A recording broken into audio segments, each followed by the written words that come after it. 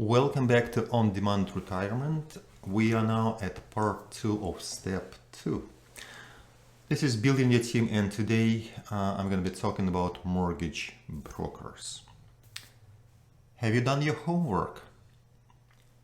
Have you contacted, interviewed, and selected real estate agents who would be your deal hunters? If not, please return to the previous episode and have it completed. As you can see, the material of the program is quite intense and full of details. There is no reason for you to continue until you complete what needed to be done at the previous part. If you have it done, let's move ahead to discuss your next important team member. Mortgage brokers. What do they do and how can they help you? First, they are qualified to suggest you how to finance your deal the best possible way. They're specialized in that, so you could trust them with the advice on this topic. Then, they are capable of selecting a particular financial institution for funding your deal based on your criteria. They will then communicate on your behalf with the bank along the entire financing process. That's what they do. Mortgage brokers are paid with a service fee at the time of closing. That's usually how it's done. More than that, in many cases, they are actually paid by the bank, not you. Let's now see some details about what mortgage brokers are. First of all, you will only need a mortgage broker after you send an offer to purchase the property and when it is accepted. However, you will have little time then to find one that you need. So you should start looking for a qualified mortgage broker right away to have him prepared for you sending him some information and asking some questions. Can you close the deal without a mortgage broker? The answer is simple: yes, you can. If you have good relations with one or another bank in the area, if you build that relation over time, you could simply go and present your deal yourself. But mortgage brokers are financial specialists. They are connected to a number of financial institutions and private funds. They know all current mortgage rates and terms. They also know people inside of these financial institutions who would they contact to provide you with the funding. They know all related and required paperwork. They know the financing process details, which you may not know. They also know cap rates used to assess the property value in a particular area. That means they will likely suggest you how much money, how much funds you can get from a bank for purchasing a particular property, which is quite good. You need to find a mortgage broker specializing in financing multi-unit residential properties. It is similar to what we discussed about real estate agents. Mortgage brokers may have different specialties, so be sure that he understands what you are going to finance and he or she would be the person who is qualified to do that.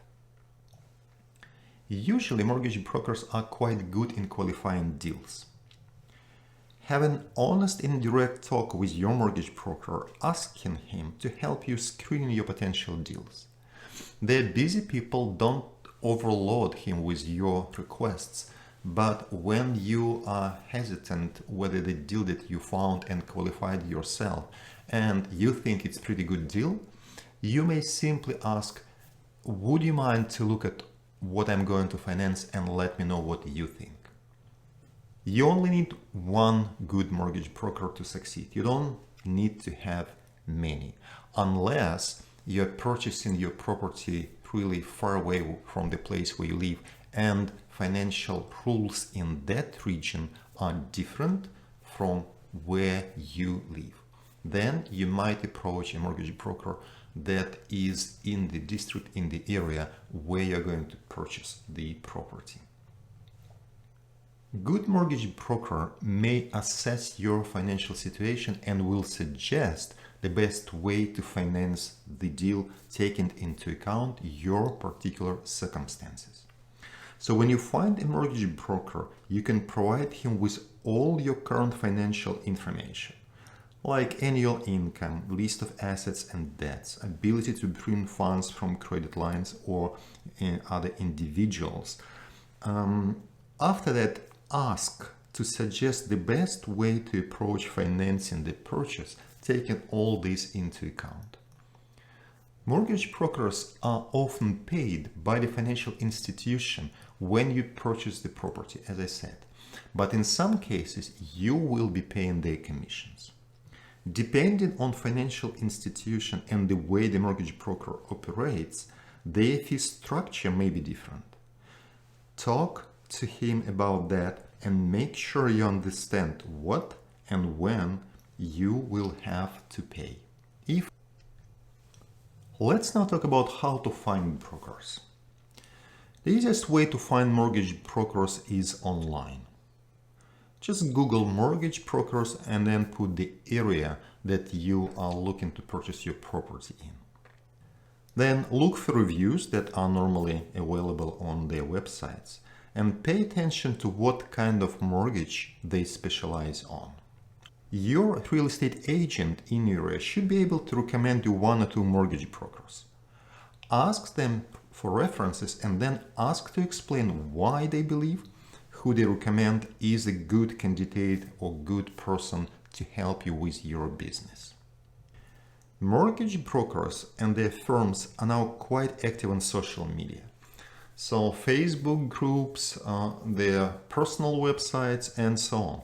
Check it out, make notes, add the one you liked to your candidate list, and then proceed with interviews, and we'll talk about it in a minute.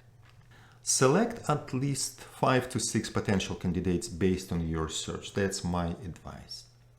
If you can participate in different real estate events, seminars, local investors groups, you will find them there as well. Same approach as with real estate agents. Make an acquaintance, collect their cards, shake their hands, and then when you come back, sort it out, choose who you like, start making the phone calls, and this how you will find the person that you need. And certainly all real estate investors work with mortgage brokers. The majority of them anyways. Try to find a local place where real estate investors are and ask for a preference. Now let's go through the interviewing or through the phone call that you will be having with the mortgage broker, who you will then qualify whether it's a good candidate for your team or go to the next one. Always start with a quick introduction. In the resources area, you will find a mortgage broker interview template that starts with the introduction. So use that as a sample. Let's now go through this list of questions that you will be asking mortgage brokers. You need to understand the questions. You need also to predict what the answer might be and what is good or bad answer. And this is what I will be providing you with. So the question number one after you introduce yourself is, how long have you been in real estate financing business? And the answer should be at least 5 years.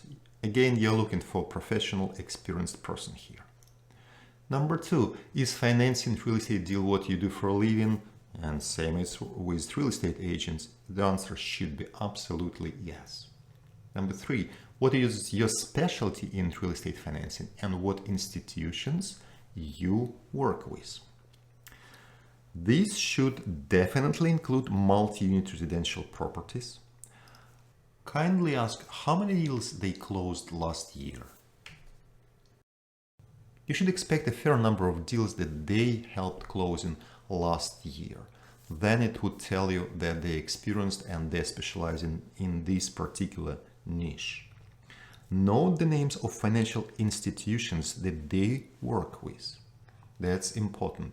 You may have then used at least talking to other mortgage broker and ask if they are connected with those. Number four, Can you work across the country or only in certain areas, states? Whatever the answer is, you need to be sure it works for your particular area. Because sometimes mortgage brokers have licenses that are only valid for certain regions. Number 5, do you have any dollar limits for financing 10 plus units properties? Normally, it should be no limit. Number 6, do you work with real estate investors and hard money lenders? It should be yes for both. And I can tell you that most real estate mortgage brokers are well connected with hard money lenders as well as with financial institutions. So they are a good resource for you to apply when you have shortage of money to finance your deal up to 100%. They will help you, they will suggest, they will give you references and links to people who you will then connect and ask for what you need. Number 7, what is the minimum down payment you get the buying in with? Ideally, it should be 0. Normally, with small or 0 down payment, it is not a straightforward financing approach. Good mortgage brokers should have a number of ways to have it happen, and it should be all 100% legal. So when you ask that question, there is nothing tricky in that question. They may say, well, what do you mean? And then you would simply say, my intention is to have my property financed 100% with other people's money. That's the right answer to the question. So you're not trying to cheat, you're not trying to lie to him. That's your intention, and they should be aware of that from the beginning. You may hear different comments to that question. Some may say, well, it's not possible. You have to have your down payment in order to finance anything. That it is not your mortgage broker. When you hear something, well, technically it is possible, but you need to qualify. Then it is the right person to talk to. You simply then start conversation saying what and how, and you'll go from there. Question number 8. For rental properties, do you lend based on value or income? Different financial institutions evaluate the amount of money they will be lending you based on different criteria. Based on value and based on income are two the most common ones. Based on value means that you will get a percentage of the appraised value, the market value. Market value, it is not necessarily the asking price. In most cases, it doesn't correspond to the asking price directly. They have their own criteria of evaluating the value, and this is something that the mortgage broker should let you know. Based on income is a different set of criteria, but the idea is when they set the amount they lend you based on income, it means that the lending amount is calculated according to existing performance of the property, the revenue. If this is the case, ask for the formula that is used by a financial institution to calculate the amount. Why would you need that? You just need to understand how much money the bank will be ready to lend you, and the rest, how much money you will need to put as a down payment. Questions number 9 and 10 are related. Number 9, what is the structure and timing of your fees? We are talking about mortgage broker fees. Normally, as I said, mortgage brokers are compensated by the financial institution. So you don't really care. But in some cases, they will charge you directly. You need to understand it and you need to know that upfront. Question number 10, please walk me through the process and structure of lender's fees. It is similar, but it is about the financial institution charging you during the process of financing. That's quite important to understand. Banks will lend you an amount of money that is needed for closing your deal. But on top of that, you will be paying some significant fees that the bank will be charging you directly. These fees may include a number of things, and you need to know about all of them up front. Mortgage broker should know about all of these, and they will provide with quite detailed information on what, when, and how it's going to be paid. Number 11. How long does it take to get an approval on average? It is essential for your closing process planning. Your closing date should give you a time buffer that would be at least 3-4 weeks longer than the approval time. That's why you need to understand this. And you will repeat this question again when you talk to the mortgage broker about a specific deal. Number 12. What documents do you need to start the process?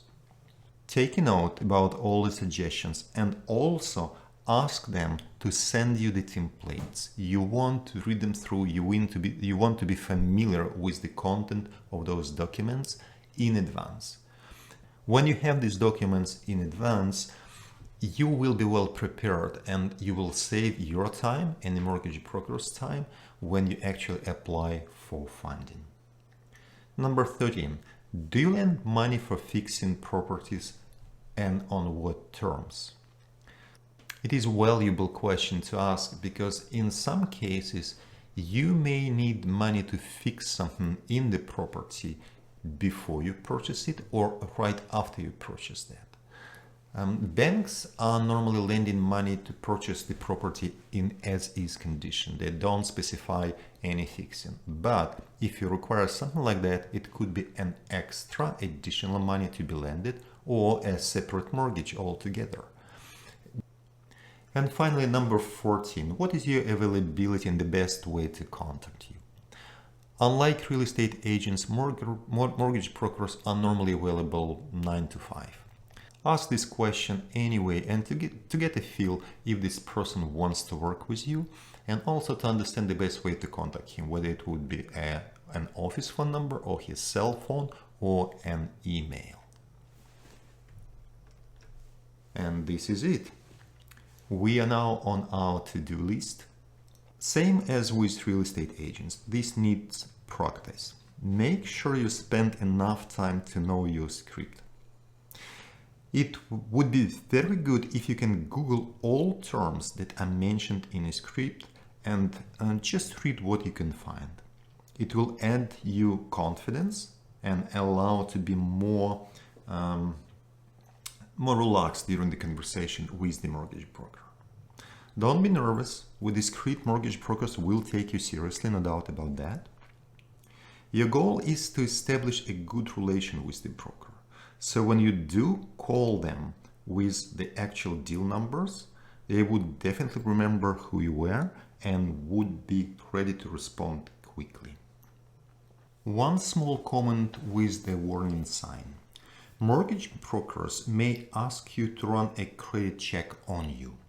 This is totally okay, but only allow them to do that after you decide who your mortgage broker is. I mean your team member. For him it would be totally appropriate. If you have too many random credit checks done on you, you will end up with your credit score going slightly down. It's not a big deal, but you don't need that. So when they ask to say, I will let you know when you are okay with that. That would be the way to approach this situation. The to-do list. Read the number of times the script out loud. It will allow you to be more confident and you will know what you're asking for better. While reading the question, think of why the question is asked and what would you want to hear back. Same as with real estate agents, print the questions the way that would be most comfortable for you to take notes, because it will have to be then sorted out and it should be all in order. After you are ready, go online and find mortgage brokers in your area. Select 8 to 10 candidates. You may start with 3 to 5. It depends. It really depends on the area. It depends on who you will find first. But organize all information in a table before you start making interview phone calls. So it would be easier then for you to recognize who's who and who was the best person you liked. Start making phone calls to interview them with the objective to have at least couple, better 3 mortgage brokers on your list before you start looking and analyzing properties. Why would you need to have 2 or 3? The answer is simple. First of all, if one, for example, goes on vacation and you have only one on your list, you are in trouble, because when you need to qualify the deal, when you need to apply for financing, the process should be started pretty much immediately. You have no time to wait until you find the person, until he's back from vacation or a business trip. This is why you need a backup. So 2 or 3 would be really good to have on a list with mortgage brokers that you can rely on. And this is pretty much it. You can now start doing this homework, and after you have practiced calling mortgage brokers and have results, you will then be able to move to the next chapter, where we'll be talking about real estate lawyers. As always, action is the key to success, so start acting, and I will see you in the next video.